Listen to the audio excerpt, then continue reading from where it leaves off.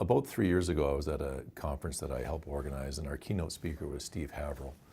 And one of the things I remember vividly from his presentation was sort of to define what your story is. What is your raison d'etre of what you do? And for me, that was a pretty meaningful point, and I've sort of reflected on that in practicing over the last 30 years or so. And for me, I would ascribe my story as being really connecting clients with global knowledge. And I think that's kind of fundamentally important to what I do. I'm keen and passionate about doing commercial office multi-use type projects, and specifically because they present a rather complex and unusual problem to solve, an algorithm, if you will. I mean, you really have to solve the efficiency and the design and the effectiveness of the space, and to meet all those requisite measurements. You also have to manage time, and time being in its relation to money and schedule.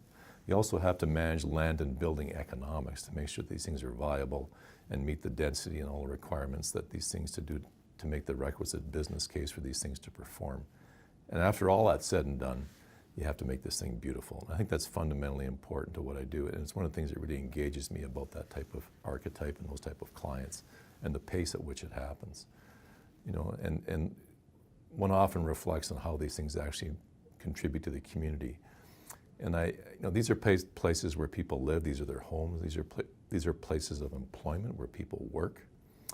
These are places where people recreate and have places for respite. And I think that's an interesting sort of symbiotic and synergistic kind of range of uses for those type of projects. And again, it's one of the things that really interests me in that type of archetype.